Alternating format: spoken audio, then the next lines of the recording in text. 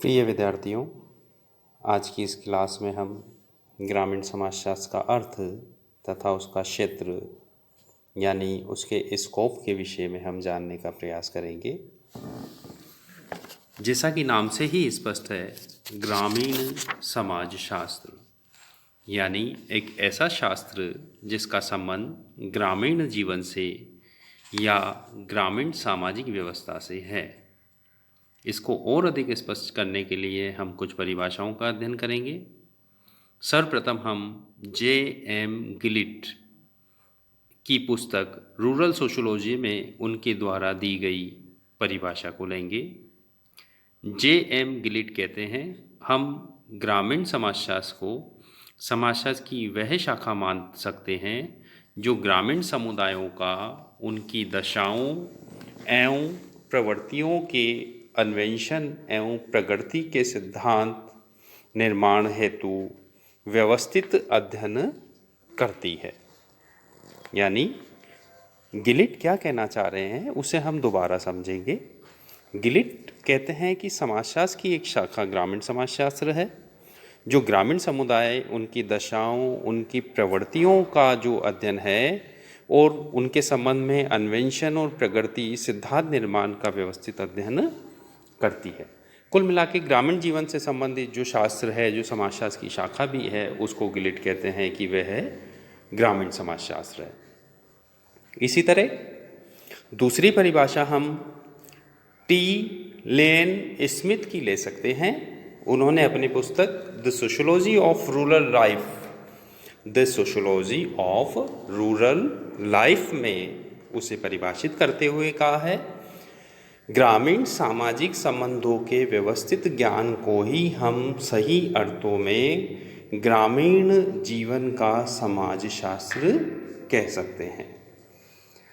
यानी गिलिट क्या कहना यानी लेन स्मिथ क्या कहना चाहते हैं कि ग्रामीण सामाजिक संबंधों का व्यवस्थित अध्ययन करने वाला शास्त्र ग्रामीण समाजशास्त्र है। तो इस तरीके से आप लोग ये देखेंगे कि दोनों ही विद्वान जो है ग्रामीण जीवन के अध्ययन करने वाले शास्त्र को ग्रामीण समाजशास्त्र से जोड़ते हैं। उसमें ग्रामीण सामाजिक संबंध, वहाँ की व्यवस्थाएं, परिवर्तन इत्यादि सारे पक्ष इसमें शामिल हो जाते हैं। अब हम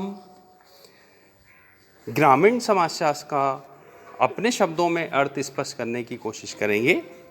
हम कह सकते हैं कि समाजशास्त्र की वह शाखा जो विशेष तौर पर ग्रामीण सामाजिक जीवन, वहाँ की व्यवस्थाएं, परिवर्तन, ग्रामीण सामाजिक जीवन के विविध पहलू, वहाँ की समस्याओं इत्यादि का अध्ययन करती है, उसे हम ग्रामीण समाजशास्त्र कह सकते हैं।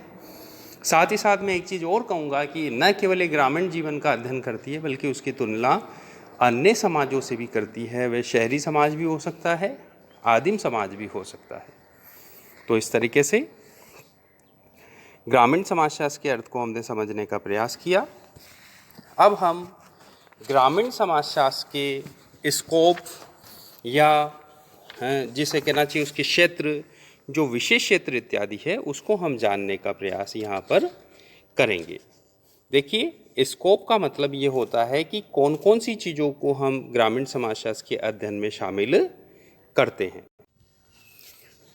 ग्रामीण समाजशास्त्र के क्षेत्र यानी स्कोप ऑफ रूरल सोशियोलॉजी की जब हम बात करते हैं तो अलग अलग विद्वानों ने इसके अलग अलग स्कोप बताए हैं, किंतु हम उनके दृष्टिकोण से उनके बताए हुए दृष्टिकोण को शामिल करते हुए समग्र रूप में ग्रामीण समाजशास्त्र का क्या क्षेत्र हो सकता है उसकी चर्चा इस क्लास में करेंगे, जिन्हें हम कुछ बिंदुओं में समझ सकते हैं। तो बिंदुवार यदि हम इसके ग्रामीण समाजशास्त्र के क्षेत्र को लें तो पहला बिंदु आता है ग्रामीण सामाजिक संगठन। यानी ग्रामीण समाजशास्त्र में ग्रामीण सामाजिक संगठन का अध्ययन किया जाता है। रूरल सोशल ऑर्गेनाइजेशन इत्यादि जो है उसका अध्ययन इसके अंतर्गत किया जाता है। ग्रामों में बहुत सारे ऐसे संगठन होते हैं जो उसकी यूनिक पहचान होती है, जैसे गोत्र, समूह, उपजाति, ग्रामीण में विशेष तौर पर संयुक्त परिवार और भी वहाँ के सत्ता के संगठन इत्यादि बहुत सी ऐसी यूनिक चीज़ें हैं, ग्राम पंचायतें। तो इन चीज़ों का अध्ययन विशेष तौर पर हम देखें तो ग्रामीण समाजशास्त्र के अंतर्गत किया जाता है। दूसरा बिंदु हम ले सकते हैं ग्रामीण सामाजिक संरचना। ग्रामीण समाजशास्त्र में ग्रामीण सामाजिक संरचना जो social structure, rural social structure होता है, उसकी अध्ययन किया जाता है। ग्रामों की बसावट, वहाँ के सामाजिक जीवन, वहाँ की सामाजिक संरचना, जाति व्यवस्था, भिन्न भिन्न जातियों के अलग अलग मोहल्ले, या मान लीजिए कि गाँवों में संरचना के अंतर्गत किस तरह की ऊंच नीच का स्तरीकरण पाया जाता है, इन सब चीज़ों का अध्ययन भी हम इस शास्त्र के अंतर्गत करते हैं।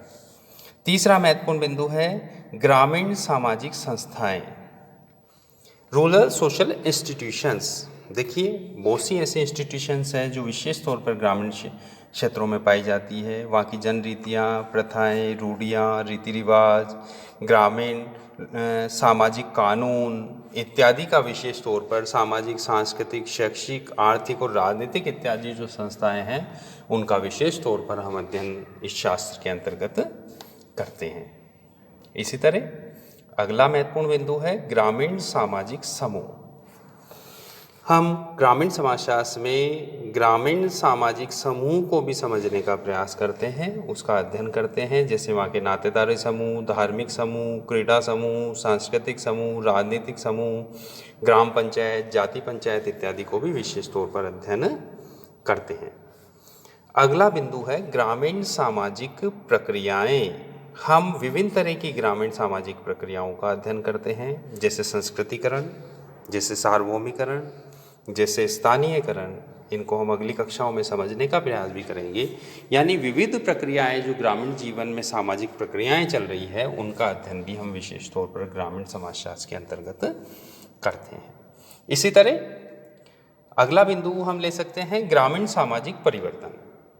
तो ग्रामीण सामाजिक परिवर्तन, देखिए हम जानते हैं कि पिछले कुछ वर्षों में बहुत तेज़ी से समाज में हमें परिवर्तन देखने को मिलते हैं। परिवर्तन की प्रक्रिया बहुत तेज़ी से आगे बढ़ी है।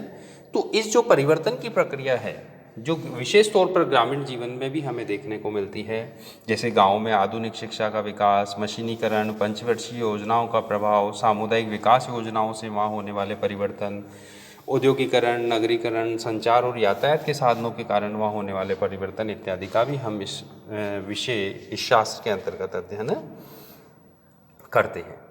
अगला बिंदु हम लेते हैं ग्रामीण नगरीय संबंध। जैसा कि मैंने आपको शुरू में ही कहा कि ग्रामीण समाजशास्त्र में हम ग्रामीण जीवन का अध्ययन तो करते ही हैं, किंतु उसकी नगरीय और अन्य समाजों से तुलना भी करते हैं।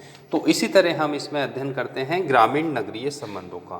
ग्राम और नगर के बीच में क्या संबंध है, नगर की कौन सी आवश्यकताओं की आपूर्ति ग्रामों से होती है, ग्राम नगरों की कौन सी आवश्यकता की पूर्ति करते हैं, दोनों के बीच में किस तरह का संबंध है, इसका अध्ययन भी इस शास्त्र में किया जाता है।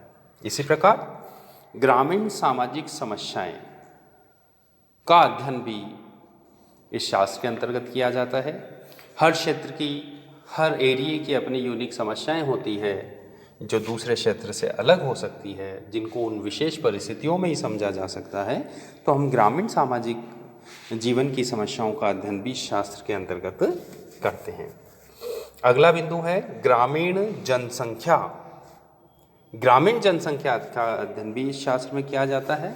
जो रूरल पॉपुलेशन है उसका विशेष तौर पर अध्ययन किया जाता है कि भाई वो उसका क्या ट्रेंड है, बढ़ रही है, घट रही है, जन्म और मृत्यु दर कैसी है, जन घनत्व कैसा है, जनसंख्या की संरचना कैसी है। इन बहुत सी चीज़ों का अध्ययन हम इस शास्त्र के अंतर्गत करते हैं। अगला बिंदु हम ले सकते हैं ग्रामीण पुनर्निर्माण। यह भी बहुत महत्वपूर्ण है, जो इसके स्कोप है। यानी हम गाँव का कैसे पुनर्निर्माण हो रहा है या कैसे हो सकता है, पुनर्निर्माण में क्या समस्याएं हैं, उनको कैसे दूर किया जा सकता है, पुनर्निर्माण की क्या संभावनाएं हैं और क्या प्रक्रियाएं हैं, इन सब चीज़ों का अध्ययन भी हम इस शास्त्र के अंतर्गत करते हैं। तो प्रिय विद्यार्थियों, आज हमने ग्रामीण समाजशास्त्र का अर्थ और उसके स्कोप को जानने का प्रयास किया है, उसके क्षेत्र को जानने का प्रयास किया है। तो आप लोग अपने उपलब्ध जो पुस्तक आपके पास है उससे इस विषय को, इस बिंदु को दोबारा पढ़कर अपने शब्दों में लिखने का प्रयास करें असाइनमेंट के रूप में। और कोई दिक्कत यदि हो तो आप व्हाट्सएप ग्रुप पे चर्चा कर सकते हैं। धन्यवाद।